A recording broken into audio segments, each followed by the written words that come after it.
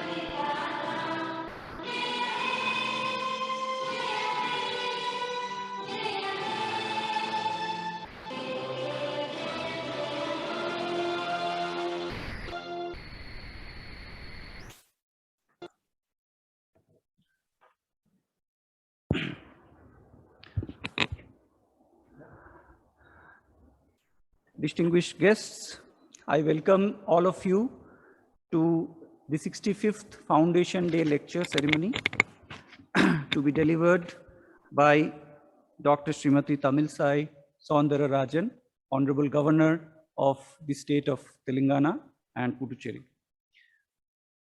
It's my pleasant duty to also introduce Madam Governor. So I will introduce her briefly. Dr. Tamilsai Soundararajan was born in the year 1961 in Nagarkoil, Kanyakumari district, Tamil Nadu.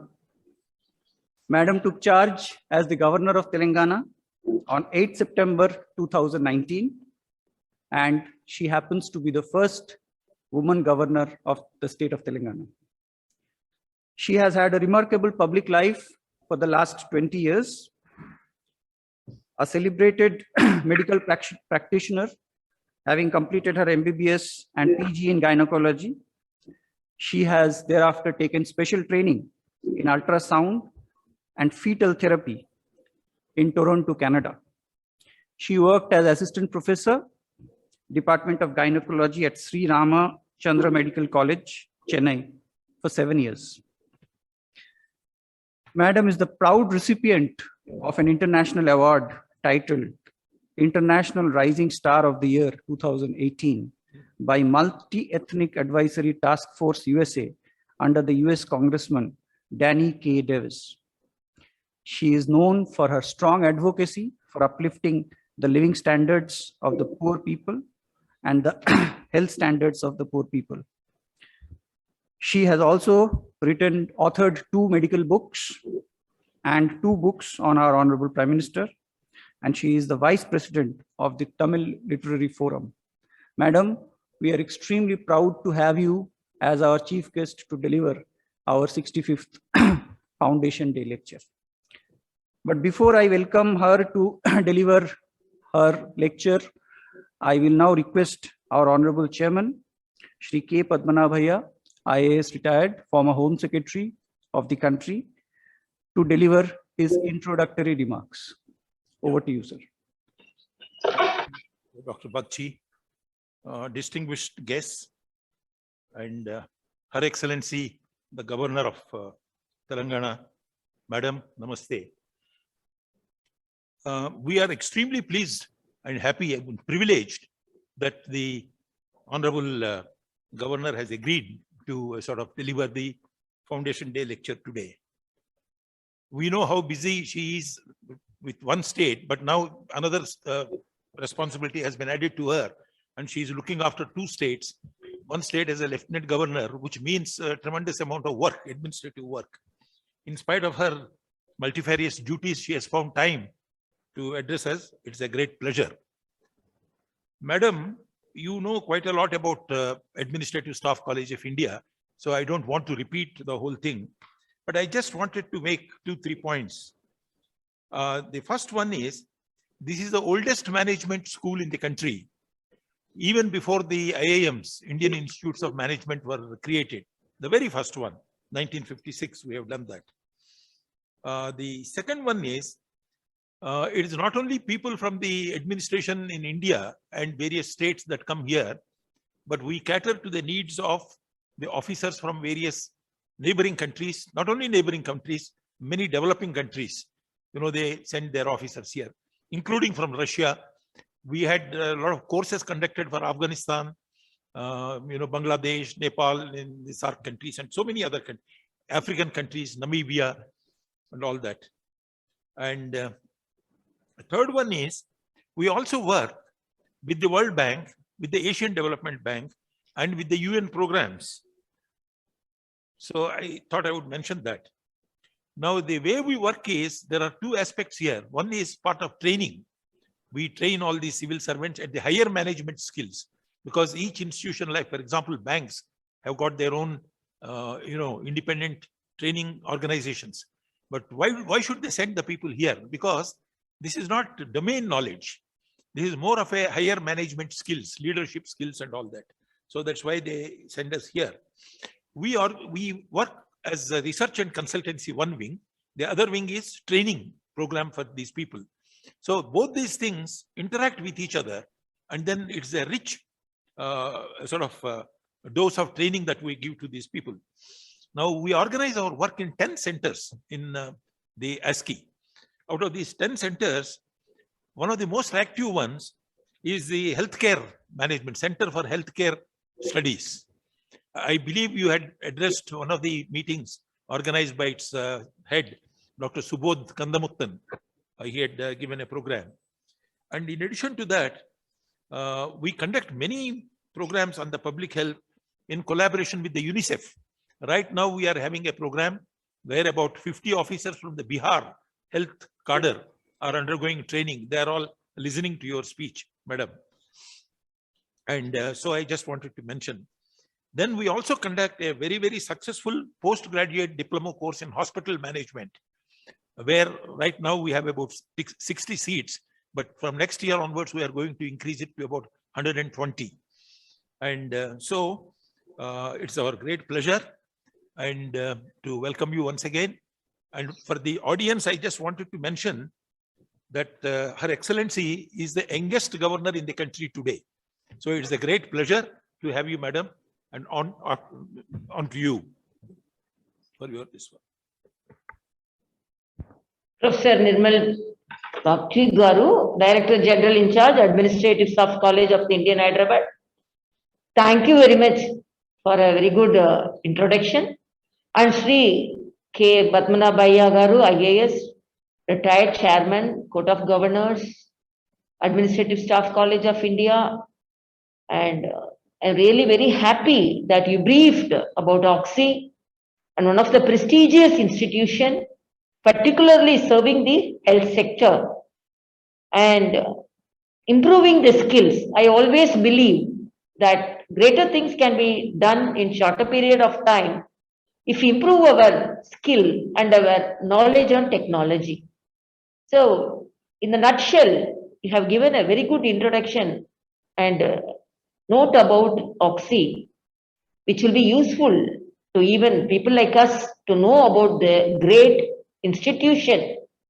Because I learned, I know it is older than me, and I learned that this type of administrative organization was first organized in India, so that first it was thought to be organized in a foreign country, but because of all the efforts of stalwarts and patriots and academicians, we are able to get this institution, and I'm very happy about that. Distinguished guests, eminent personalities, esteemed media friends, and all other participants, a very special good evening to you all.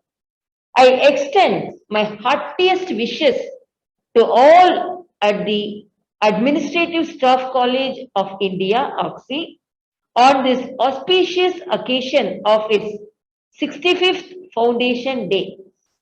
I'm happy to note that OXI is known for its pioneering efforts in post-experience management education in our country. It is well known to all of us that OXI has a rich history and great reputation in training corporate managers, entrepreneurs, academicians with skill to develop synergy between the theory and practice.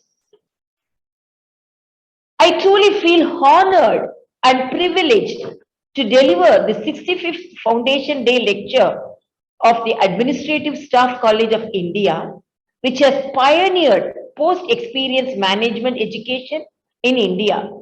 Its reputation as the institution of excellence is well known to all. I congratulate and appreciate the OXI for its contribution and its think tank role in giving policy inputs benefiting the country and the business across the spectrum. I feel truly privileged to deliver this Foundation Day lecture on the topic of how India can become a healthcare powerhouse for the world. The COVID-19 pandemic, which is often described as the century's worst crisis by our Honorable Prime Minister Sri Narendra Modi ji, has significantly affected almost all sectors and all countries across the globe. Healthcare sector is one that has come under lot of pressure and was almost pushed to the brink. Many countries are struggling to meet the surge in patient numbers due to the new variant Omicron. India too has witnessed its worst crisis during the second wave. As is the nature rule that every crisis offers new opportunities, the COVID pandemic too has thrown open plethora of opportunities in healthcare sector of the world in general and in India in particular. The pandemic has shown the India's immense power of resilience. The world is amazed at how India made a great comeback by quickly overcoming the deadly second wave. Here, I would like to highlight the proactive approach of the Indian government under the daring and visionary leadership of Honorable Prime Minister Sri Narendra Modi ji to combat and overcome the crisis. Though they seem to be very normal, the achievements like from being an importer of PPE kits and masks and its transformation in emerging as the world's second largest exporter of PPE kits within a short span of time is a testimony to the government's proactive response. Every challenge, whether be it in the medical oxygen crisis to emerging as the self-sufficient in medical oxygen generation or being a vaccine import dependent nation to vaccine developer and vaccine exporter status, India has simply proved its power of resilience. In the true spirit of Atmanirbhar Bharat initiative, India is making rapid strides in heralding the transformation to emerge self-reliant in different sectors. Healthcare is one key sector in which India has tremendous potential to transform itself as the healthcare powerhouse for the world. Healthcare is one of the important sectors for revenue and employment and for the well-being of the people in our country, and more so in our country with a billion-plus population. It is witnessing a phenomenal transformation in healthcare sector so as to serve as the healthcare superpower. Honorable Prime Minister Sri Narendra Modi ji launched recently the Pradhan Mantri Atmanirbhar Swachh Bharat Yojana, a national health infrastructure scheme with an outlay of 64,180 crore over 5 years. It aimed at filling critical gaps in the field of health infrastructure, surveillance, and health research across urban and rural areas to make communities self-reliant in dealing with health crisis. The sector is witnessing consistent enhancement and expansion, and it offers tremendous potential for further expansion in the days to come.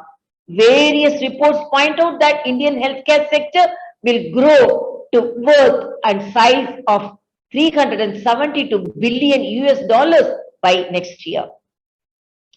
Ever since it has started converting the catastrophic into conquer, the world is looking at India for its talented pool of manpower in healthcare sector and for its sheer size and capability for massive manufacturing and scope to scale.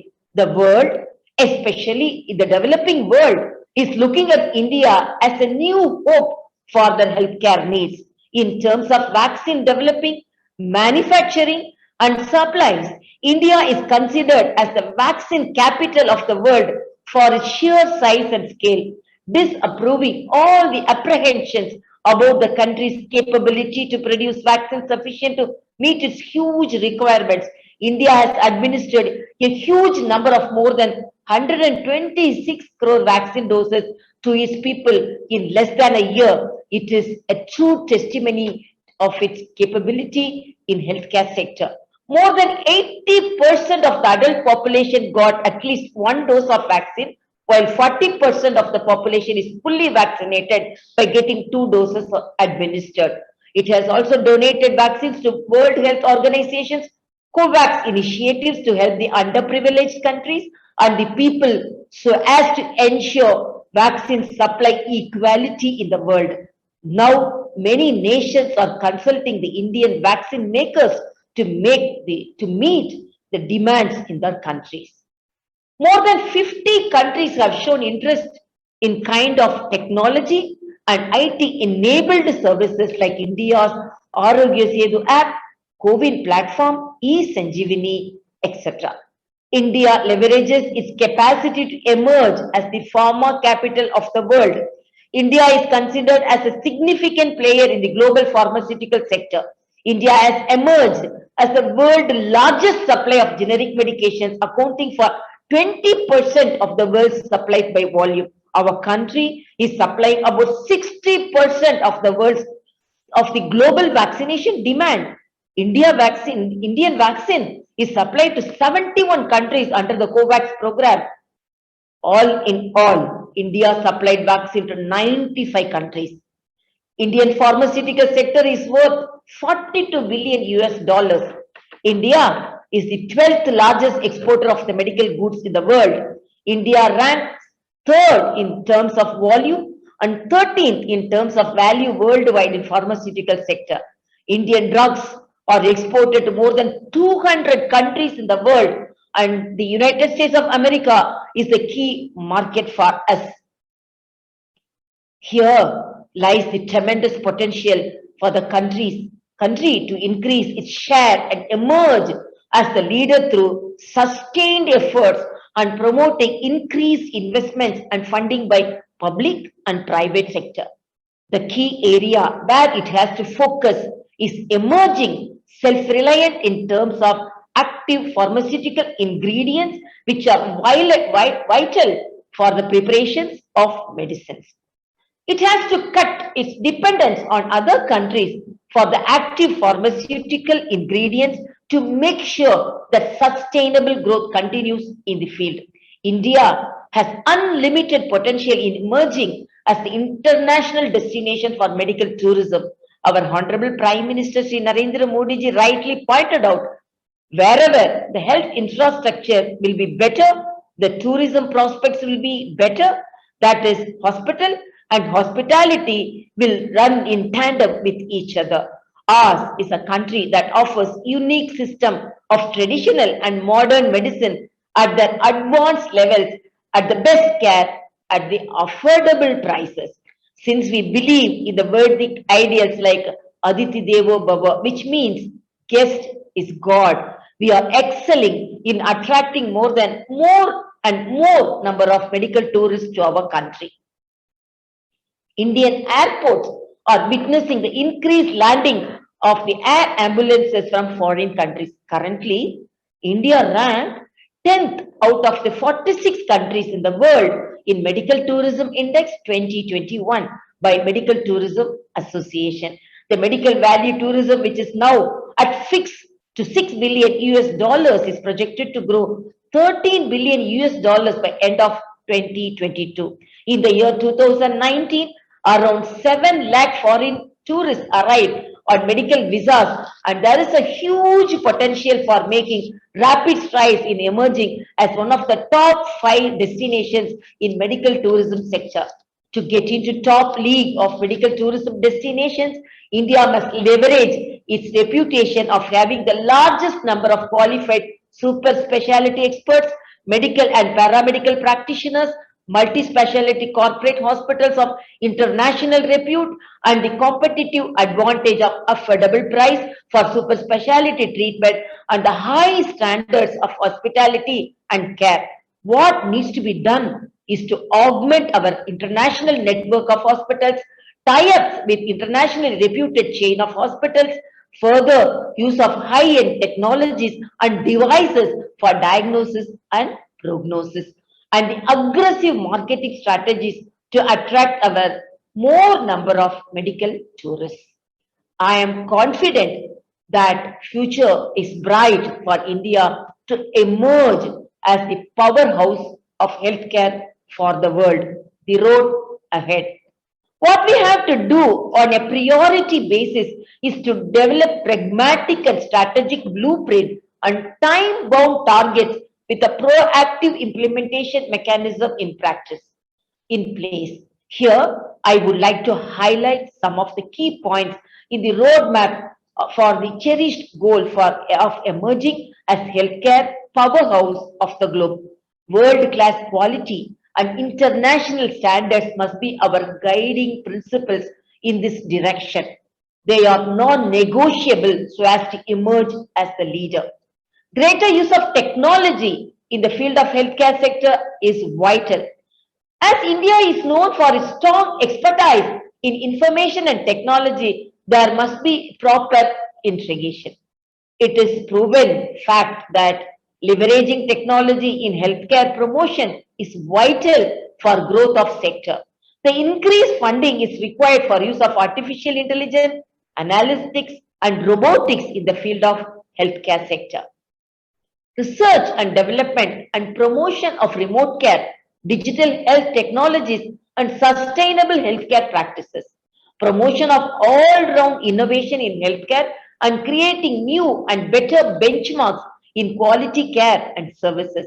The focus must be on patient-centered smart healthcare. Increase support and promotion of startups in the healthcare sector while ensuring an enabling healthcare startup ecosystem in tune with international standards. Increasing the healthcare spending to minimum of 3% in GDP. Expanding the establishment and expansion of medical college network in all the districts across the country. Increasing the number of medical colleges at the undergraduate, postgraduate, and super specialty levels with global standards through newly established regulatory body, National Medical Commission. Establishing a nationwide finishing school for foreign-bound doctors, nurses, and other paramedical staff to give them special training at the international standards. Establishing world-class hospital network and diagnostic centers throughout public-private partnership. Through the public-private partnership, it will help the patients. Promoting the foreign direct investment and offering special incentives to the domestic investors for their investments and healthcare sector. Special focus must be there on the development of healthcare sector in Tier 2 and Tier 3 cities. Filling the gaps, scaling up and increasing funding are vital. Intensive export promotion and branches are the key factors for the country to emerge as the global powerhouse in healthcare sector. Here, I would like to quote a couplet in Tirukural of Thiruvalluvar, a celebrated Tamil poet and philosopher, a Tamil saint. உற்றவன் தீர்ப்பான் மருந்துளை செல்வான் என்று அப்பால் நாற்குற்றே மருந்து, which means medical science consists of 4 parts, that is patient, physician, medicine and compounder. If we succeed in grooming well all these 4 parts, we will definitely become the global powerhouse of the healthcare. In the end, I would like to highlight the 4 I mantra, that is innovation, integration, increased funding and internationalization of standards for India to transform as the global powerhouse of the health sector. I congratulate and appreciate ASCI for choosing such an important topic for the 65th Foundation Day lecture. The topic has the potential to help the country to improve its healthcare sector by leaps and bounds and emerge as the global powerhouse of the healthcare. The concerted action and initiatives by all the stakeholders concerned in healthcare will help India to be a leader in the healthcare market, and that is estimated to value at huge 8.6 trillion US dollars. Let us all join hands to rededicate ourselves to make India a truly self-reliant country in terms of healthcare and other sectors as well. Jai Hind, Jai Telangana.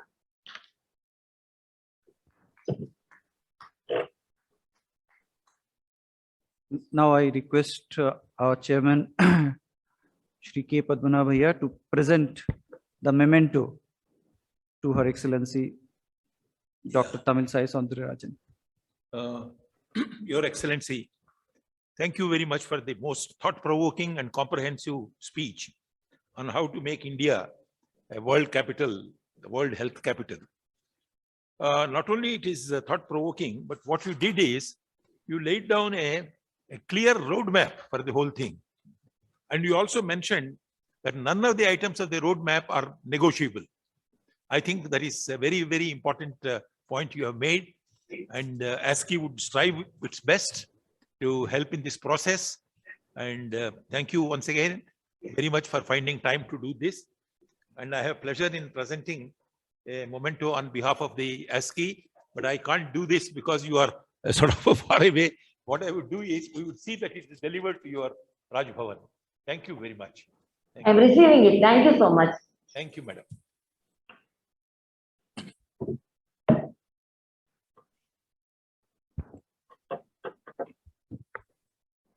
It's my pleasant duty to deliver the formal vote of thanks. Madam, you have covered all the aspects that is required for making India the powerhouse in healthcare in the world. You have touched upon resilience of the sector, the growth and expansion, the manpower requirement, medical tourism, the vaccine capital, India being the vaccine capital. And as a new hope for the developing world, you have very thought-provokingly mentioned about hospital and hospitality sector going together. You have touched upon the fantastic advantage India has in drugs and pharma, and the new initiatives by the present government in really taking the health sector to different orbit altogether by increasing medical seats, fantastic increase in the last 7 years of almost doubling MBBS seats, use of technology, structural reforms in the sense NCM and others. It was a fascinating lecture, and we thank you wholeheartedly for this thought-provoking lecture. We at ASCI on our own behalf would try to make certain steps to make your vision a reality. Thank you very much. And now we shall all stand for the national anthem.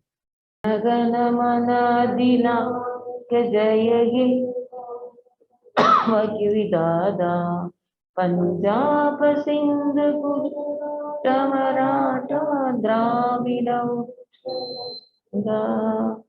Vindhya, Himachal, Yamuna, Uttara, Dalati, Taranga, Daba Subhaname Jagi, तव सुवासिस मागे सागे नव जय नाथ जनगण मंगलदायक यही भारत भाग्य विधाता जय हे जय हे जय हे जय जय जय जय